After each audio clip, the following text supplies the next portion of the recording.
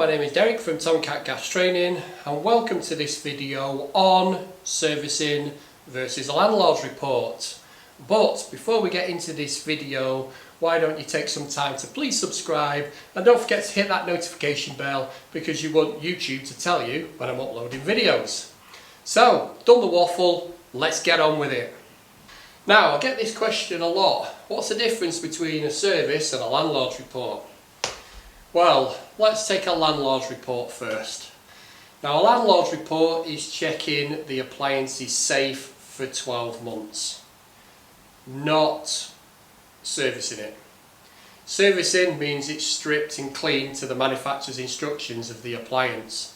A landlord's report is carrying out the safety checks to regulation 26.9 of the Gas Safety Installation and Use Regulations 1998, which was amended in 2018. So let's have a look at this regulation 26.9 and find out exactly what these checks and what servicing and landlord's reports are based on. So, like I say, it's regulation 26 and paragraph 26.9, which is gas appliance safety precautions. It says, where a person performs work on a gas appliance or appliances, she shall immediately therefore after examine A, the effectiveness of any flue. So if it was an open fluid appliance, it would be a flue flow test and spillage. If it was, say, a condensing boiler, then you would need to do flue gas analysing and flue integrity testing. B, the supply of combustion air. So again, if it was an open fluid appliance, you'd be looking at the ventilation requirements for it. So is the air vent in the right location and the right size? And again, flue integrity testing can also be checking combustion air for a condensing boiler. C, it's operating pressure or heat input or both. Now, operating pressure could be your burner pressure, or it could be on an air condensing boiler, it'd be your inlet pressures. And obviously your heat input is your gas rating. Now it says both, but really the regulations say if you've converted a boiler from LPG to natural gas, then you might have to check your inlet pressures and your gas rates. But always try and do both of them because it's another test. And then finally, it's operation so as to ensure its safe function. So you're basically referring to the manufacturer's instructions for this. So this is regulation 26, paragraph 9 of the Gas Safety Installation and Use Regulations. And note, it doesn't say carry out a tightness test anywhere. So basically on a landlord's report and on a service, you don't have to do a tightness test. But before you all start shouting at me, on a landlord's report, the regulations say that a landlord has to have the integrity of his gas supply checked every 12 months. And us numpty gas engineers build that into our landlord's report and charge the landlord 20 quid for doing it. Really? So what we should be doing is we should be doing a tightness test, and then we should be doing a landlord's report, and also the landlord has the responsibility to have its appliances serviced every 12 months too, so we should be doing a service because a landlord's report is not a service. So we should be doing both, and you're going to charge the landlord 20 quid for this? And before you all start jumping on me, I'll never do a landlord's report for 20 quid. The amount of landlords who ring us to do landlord's report and we tell them how much it is, they say they only pay 20-25 quid and they still want it cheaper? Really? I think we're being a load of mugs here, guys. We should not be carrying out landlord's reports for 20, 25, 30, 35 quid. You're wasting your time or you're not doing your job correctly. So hopefully in this video we're going to find out exactly what checks we need to do for a service and what checks we need to do on a landlord's report. So shall we get on with it then? Now, the appliances we're going to look at a condensing boiler, we're going to look at an open fluid fire, and we're going to look at a cooker. So we'll go through each individual appliance, whether we're going to do a service or whether we're going to do a landlord's report, and then we'll have a look at the difference of the checks. Now, first major difference. When you're going doing a servicing, according to regulations 26.9, you don't have to do a tightness test when you're carrying out a service. I personally do, and I personally do visual inspections of the gas meter and the pipework when I'm doing a service. But technically, do you need to? Well, the regulations say you don't need to. But on a landlord's report, you need to check the integrity of the gas, and you need to do an inspection of the gas appliances and the gas pipework. So on a landlord's report, I will have to inspect to see whether the ECV is falling to off and it's in a location where it's accessible. I do need to check the anaconda and make sure there's a warning label on the anaconda to show the tenant which way to turn off the gas. I need to check and make sure the regulator seal is on the regulator, there's a bracket, it's secure, and the tenant's not been tampering or trying to nick the gas. I also need to make sure there's earth bonding within 600 or before the first branch. We've also got to check that there's an emergency contact label on the gas meter for the tenant to be able to ring this number of 0800 111 999 to speak to Caden in case of an emergency. That's what I would have to do on a landlord's report, and if I found any defects I would be noting it on the landlord's report. Now, technically, would you go to do that as a service? Well, normally on a service you're only looking at one appliance at a time. It's unusual a customer asking you to service everything. So that's the first major difference. On a landlord's report you're going to do a visual inspection of the gas meter and the pipework, but on a service, would you? Me personally, yes, but most engineers, nah, don't bother. And then we come to the tightness test. Do we? Don't we? What do we do? So like I said just a few minutes ago, on a landlord's report you'll notice on the form it says, has it passed a successful tightness test? But the regulation 26.9 says you don't have to do a tightness test. But we all do a tightness test on a landlord's report, or you should be doing a tightness test on the landlord's report, because like I say, the landlord has to have its integrity of his gas checked every 12 months, and we incorporate that into a landlord's report. On a service, do we do a tightness test? No, but I do. And I train my trainees to always do a tightness test, because you want to know what you're working with and you don't want to be leaving any leaks. And then it comes to, do we do a tightness test after we've completed?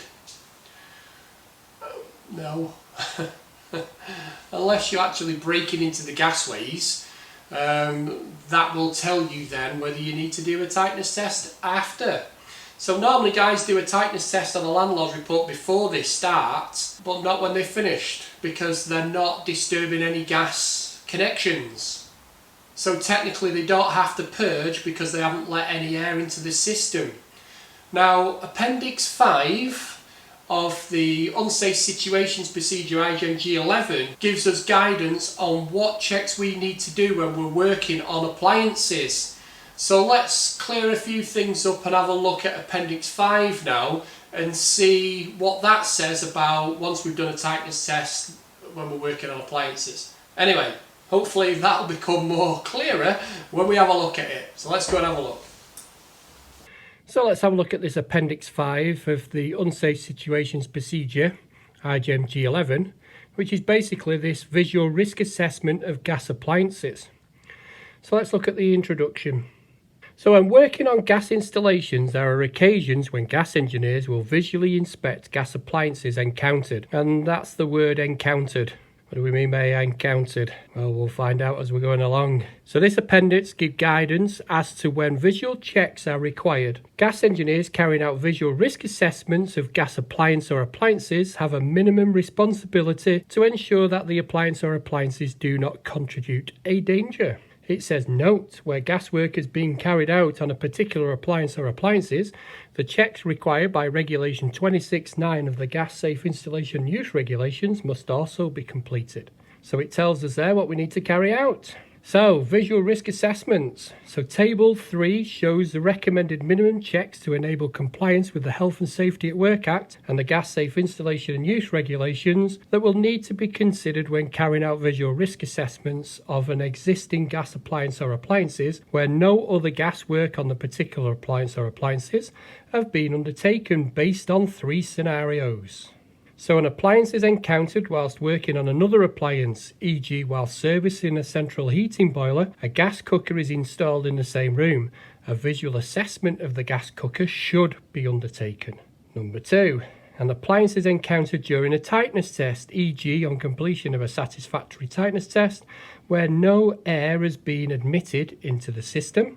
And finally, number 3, an appliance is encountered when purging the system of air and relighting following work elsewhere on the installation, e.g. after undertaking work on a system that has allowed air to enter the system.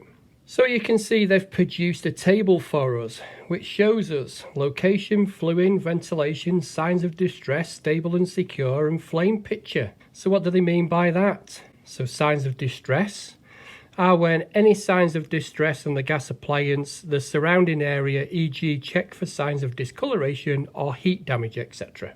Stable and secure means, is the appliance installed both stable and secure, e.g. will the appliance remain fixed and has it been installed in a manner that will not result in it becoming unstable. Location, is the appliance installed in a suitable room and or space with regard to the requirements of the Gas Safe Installation and Use Regulations. For example, an open fluid appliance installed in a bathroom or shower room, or is a flueless appliance installed in an undersized room. Fluid. If the gas appliance is fluid, either open fluid or room sealed, is there provisions for adequate methods for the removal of the products of combustion to atmosphere? Ventilation.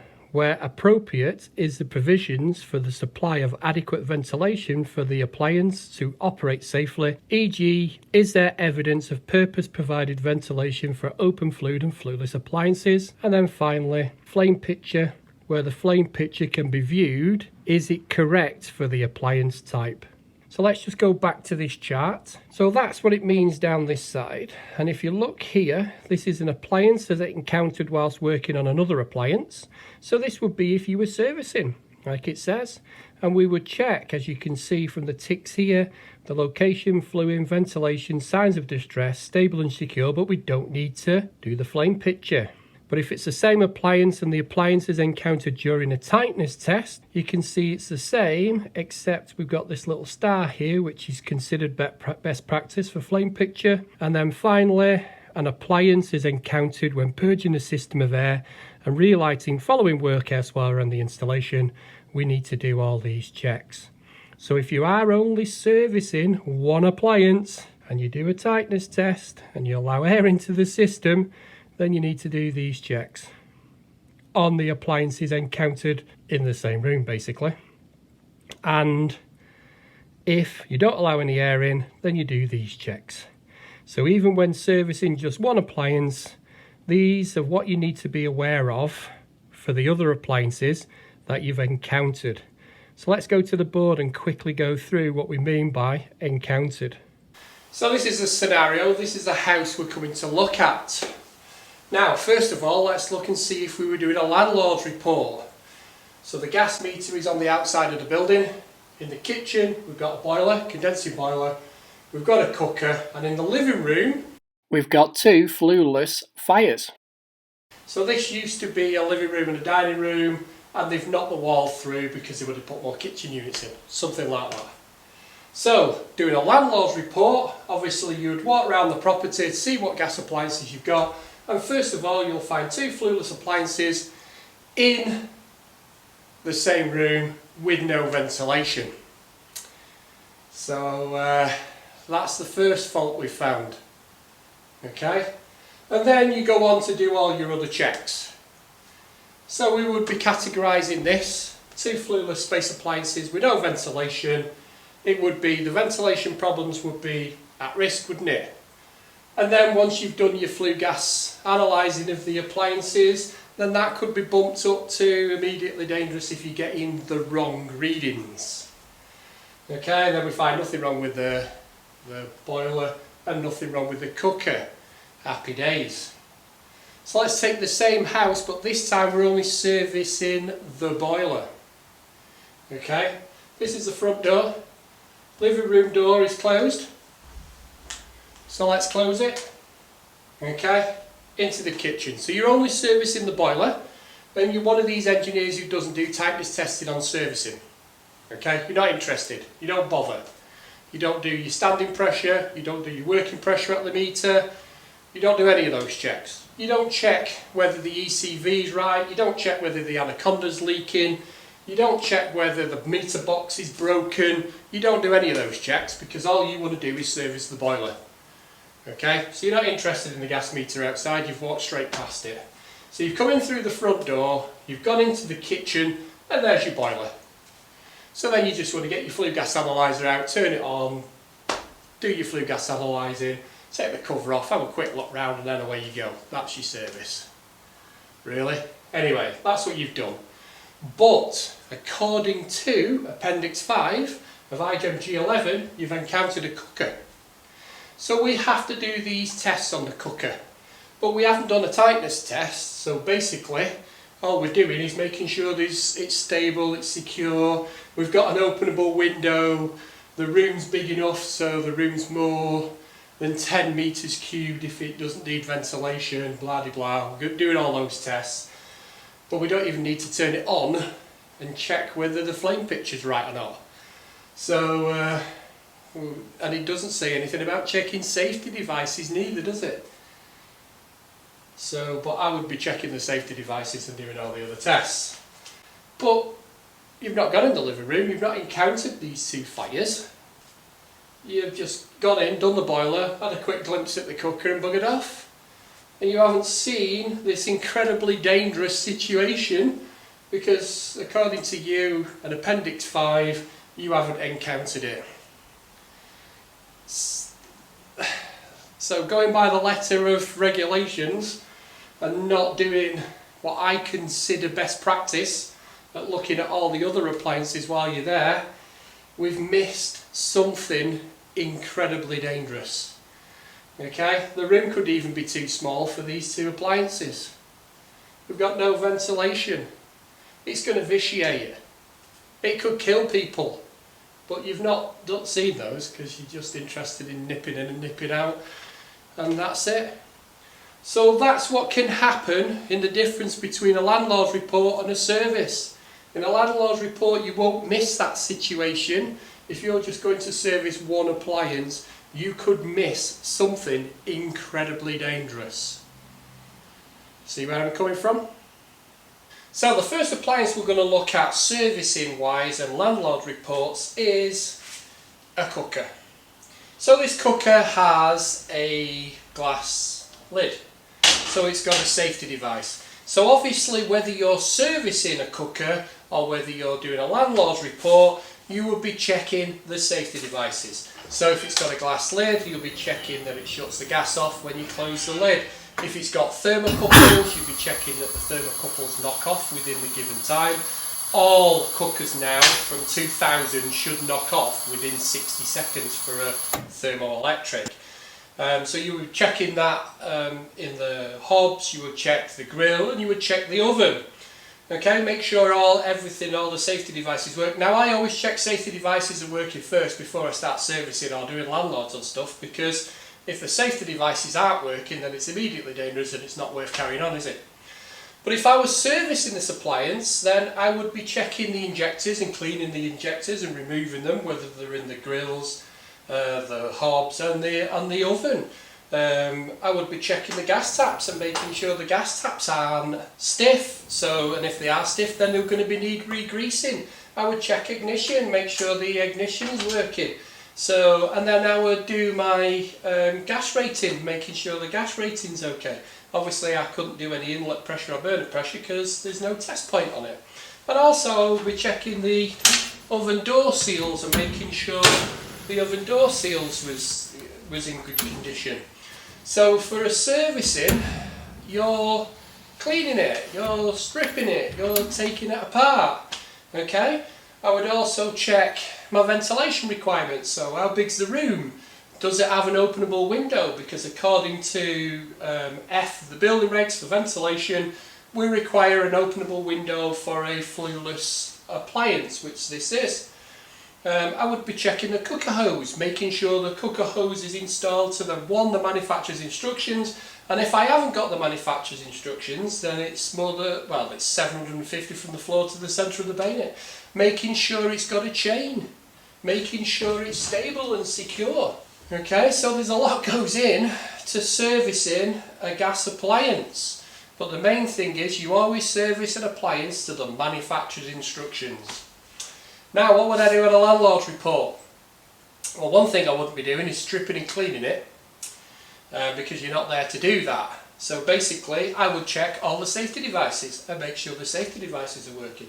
I would check the gas taps aren't stiff, okay, because technically, is this a safety device? Well, if it's not working very well, then it could be letting gas out. Okay, then I would check and make sure it's stable and secure. I would be checking the hose and making sure it's correct. I would check and make sure there's a chain. And again, I would be checking the ventilation and whether there's an openable window. And I would be gas rating the appliance. So the main thing, and I would be even checking the oven door seals, but the main thing I wouldn't be doing is stripping and cleaning it. But how many times have you been asked to service a cooker? I can think of 2. In my whole gas life, and I've been doing this job since I was 15. So not many people want their gas cooker servicing, do they? But when you're doing a landlord's report, that's the main differences between the servicing and the landlord's report for a cooker. Shall we have a look at the fire? Now, gas fires. Let's take servicing first. Now, there's a lot of engineers who are scared to death of fires. Don't know why, love doing a fire, but it's all lack of confidence, I think, and training. If you've been trained on fires, then you find they're not a problem at all. You find lots of faults on fires, but mainly they're one of the easy appliances to work on. So, first thing we would do, like we would do with any appliance when we're servicing, is make sure it turns on. When we're happy with its turn on, we would do the visual inspection. So like, is the hearth big enough? Is there any signs of scorching? Does the appliance require ventilation? These are the kind of things we're looking at for the visual inspection. Once you're happy with all the visual inspections, we need to remove the fire because we need to do a visual inspection of the flue. So when we're doing a visual inspection of the flue, we need to physically look up the flue. You're not going to stick your head in there though. You're either going to use your mobile phone and you're going to use a mirror and a torch. You're never going to look up there. Even when you're wearing safety glasses, don't look up a flue because you will get muck in your eye, guarantee it. So use your phone or use a mirror. Once you're happy with the visuals of the chimney, so it's sealed to marble back, the plaster, whatever the outside facing is, as long as it's all sealed inside the opening, so no products of combustion can come through the back and then out through into the room. So once you're happy with all that, making sure that the gas pipe coming through is protected. So the gas pipe has got a coating on it.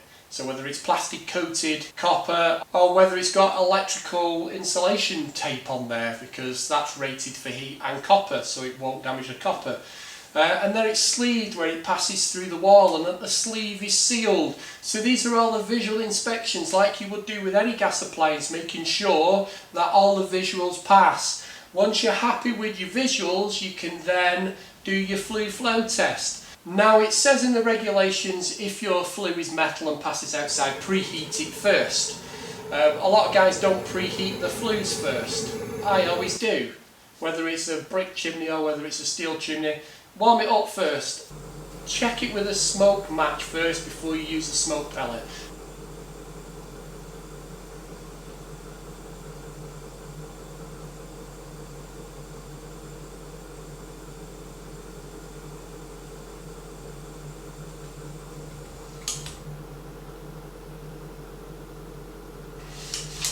When using a smoke pellet, make sure that all the smoke goes up the chimney.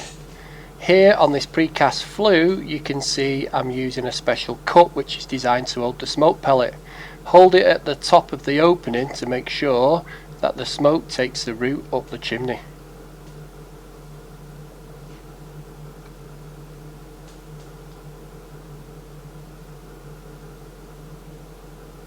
And just remember, the smoke pellet must be at least 5 meters cubed of smoke over 30 seconds to use. Then you'll need to go into the bedrooms, you'll need to go in the loft, or you need to go outside. So you must remember, when you're doing a flue flow test of a chimney, you're checking the integrity. So you'll need to make sure you go through the full route. Once you're happy with that, and that's all passed, on a service, you remember you might have to clean the catchment space out, you've got to measure the catchment space to make sure it's okay. Then you can put your fire back in. Once you put your fire back in, you can then do all your checks, making sure if it's a radiant fire, the radiants aren't broken, because remember, the radiants are part of the flue system. So you'll be checking any of the radiant. Radiants are broken, it's at risk. Then you would do a spillage test, making sure that all the smoke gets drawn up. If the smoke comes back in, it's failed, it's immediately dangerous. But it does say you can warm it up, for the appliance up for another 10 minutes. So when you're doing a spillage test, warm the appliance up for 5 minutes first, then do your first test. If it fails, you can then warm it up for a further 10 minutes. If it fails again, then it's immediately dangerous. The standard stuff you do for gas appliances. So obviously on a service, I would clean all the appliance before I put it back together. I would clean the injector, I would clean the burner, I would check the safety devices, making sure if there's an ASD it's working, making sure thermoelectric on the pilot it's working, making sure it turns on and off. Like the standard stuff you would do with any gas appliance when you're servicing. You'd strip and clean it, put it back together and check it to the manufacturer's instructions. Now then, if we're doing a landlord's report on the fire, you're still doing the same stuff. You're still doing your visual inspection. You're still removing the fire. You're still checking inside the opening. You're still removing any debris from the back of the opening. You're still doing a look up and making sure everything's good. You're still doing a flue flow test in spillage. You're doing everything you would do on a service except cleaning the appliance. If the radiants are broken on a service, it's at risk. If the radiants are broken on a landlord's report, it's at risk. And the appliance should be turned off from the gas supply. So if it's ID, then it will be disconnected from the gas supply. We'll quickly look at that once we've finished looking at the appliances, how we categorise the faults and how we deal with them, from difference from a service to a landlord's report. We'll look at that in a minute. So that's the major differences with any landlord's report to a service. A service, we're stripping, cleaning, checking. Landlord's report, we're checking. Now just remember, on a landlord's report it says operating pressure, burner pressure or gas rate or both. If I was doing a service, I would do both of those. I would do the burner pressure and I would gas rate it. But on a landlord's report it basically says pick one of them. So that's the major difference with the fires, on the difference between a service and a landlord's report. Last appliance we're looking at is the old boiler. Now then, when we're servicing a gas boiler, we always service to the manufacturer's instructions. So whatever the manufacturer says we need to do for a service, we need to do that. So that could be completely stripping the burner and cleaning the heat exchanger. Now there are some manufacturers who say this must be done yearly, and there's some manufacturers that say for the first 4 years we only need to do flue gas analysing checks to check whether the heat exchanger and the burner needs cleaning. So always follow the manufacturer's instructions for when you're servicing. Now, landlord's reports. What do we do? Now, I've done jobs and gone out to jobs where they've had landlord's reports and the boiler's completely rotten on the inside of the boiler. because some engineers think you just have to do a flue gas analyzer test for a landlord's report. There are some guys who say you only need to do a flue gas analyzer test for a service, but it's not. We need to follow regulations 26.9 because it tells us there that we need to check it. You will need to remove the cover. You will need to do a visual inspection, whether it's a service or whether it's a landlord's report. You will need to check and see whether the flue is sealed inside and out. You will need to check the integrity of that flue system by doing an integrity test. An integrity test is you're checking the air quality coming into the appliance with obviously the cover on the boiler when you're doing this. So you will put the probe into the air section of your flue, and what you're looking for is an air quality of greater than 20.6% oxygen, and then your flue gas analysing the appliance going out, and you're looking for a ratio of less than 0.004. You're looking for a CO2 reading to the manufacturer's instructions, whether that could be 8.2 to 10.2, whether it could be 9 or 9.2%. It all depends on the manufacturer's instructions. And the CO reading, remember, the higher the CO reading, the more efficient that appliance is. And if you're going to try and flue gas analyse appliances such as the Valent IQ, you do not want to be putting your probe into that appliance until it's been running for 15 minutes. You will need to do your inlet pressures, or you will need to do your gas rate, dependent upon whether you're doing a service or a landlord's. Now on a service, I always do inlet pressure on hot water and central heating, and I always do gas rate on central heating and hot water. But when you're doing a landlord's report, it says you either do one or the other. So that's the differences there. Now again, on a service, I would be cleaning the condensate trap out. In a landlord report, would you clean the trap out? Okay, so you can pretty much see you should be making agreements with the landlord that while you're at the appliances, you need to be carrying out a service as well as a landlord report. And if you are a landlord, stop being a cheapskate and actually get your appliances checked correctly and serviced correctly, because they will last so much longer. I've spoken to landlords and they say, I don't care about warranties, get me the cheapest boiler you can find. Well, why? You're paying for the product, you're paying for the appliance. Have a quality appliance put in, have it serviced and checked properly every year, and you'll get 10, 15, 20 years out of it. Instead of just having a dodgy landlord report done every year and having to replace the boiler every 5 years. It makes no sense. Now, another major difference between servicing and landlord reports when you're working on boilers, these things. So in a service, I would be cleaning this magnetic filter. On a landlord's report, do I need to clean a magnetic filter? Well, if the landlord's not paying you to clean the filter, why would you do that? Also, changes to the British standards and your benchmark scheme, boiler warranties are massive now.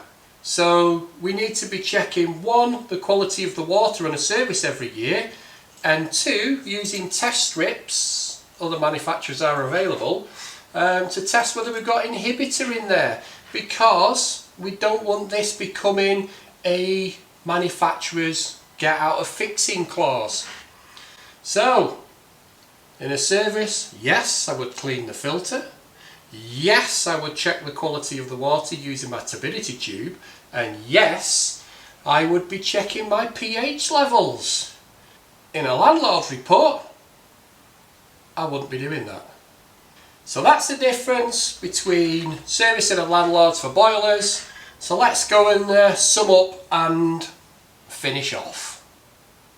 And finally, let's sum up this difference between landlords reports and gas safety checks. Well, hopefully from this video you have seen there is quite a big difference, and landlords should be having their appliances serviced and an annual gas safety check.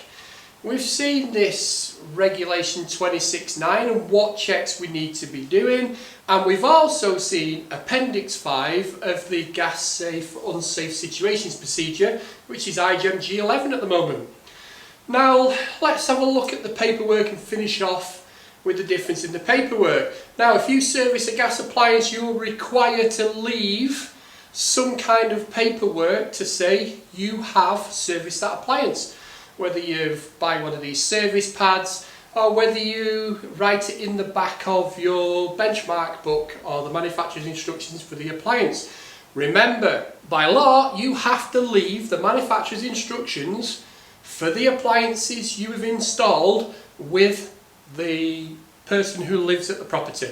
Whether that's a tenant or whether it's a homeowner, you have to leave the manufacturer's instructions, and you customers, you are required to keep those manufacturer's instructions, because the manufacturer, when they come to repair the appliance, may want to see the benchmark at the back of the book if it's a boiler. Now then, your landlord's reports. So basically, gas appliances and flues must be checked within 12 months of the last check. So every gas appliance has to be serviced within 12 months of the last service, and every landlord's report has to have another landlord's report within 12 months of the last one.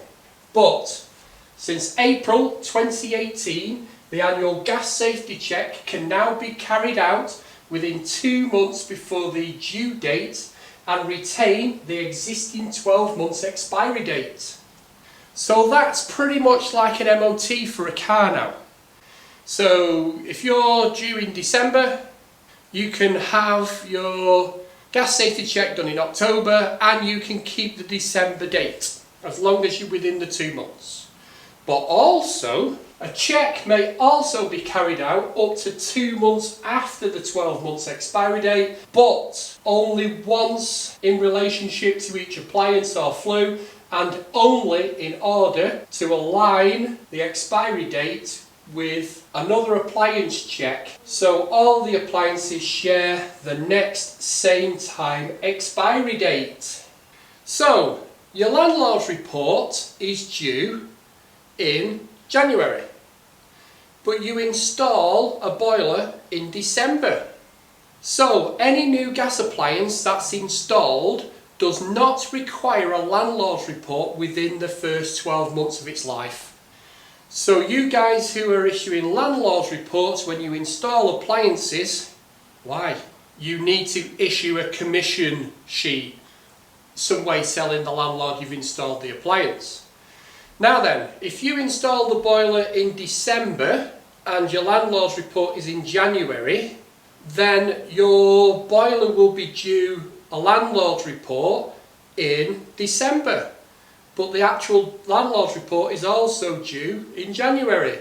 So what you can do is defer the appliance once in its lifetime, so it's within its first 12 months, for up to 2 months. So you could leave it then till the January to be able to do your landlord's report.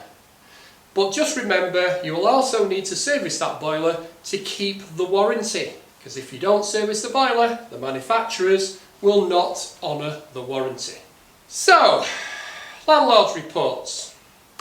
I would say landlord's reports, 90% of them are not worth the money the paper's written on, because engineers do not do their checks properly. Go on then, give me the abuse. You know you don't do it. We know people don't do it, because how can you carry out a landlord's report properly within 2 minutes of being in the property and charge 20 quid for it? I know it's going on because landlords tell me. I know it's going on, and you do as well if you're a decent engineer, because when you go and do a landlord's report, the tenant always says to you, no one's ever done that before. I had a tenant say to me not long ago, what are you doing? Do you not know what you're doing? Why are you taking the cover off that boiler?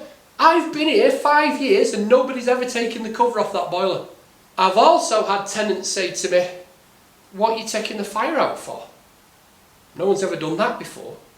So we all know it goes on, but it needs to stop. We need to do our job correctly, and we need to get paid correctly for the job we're doing.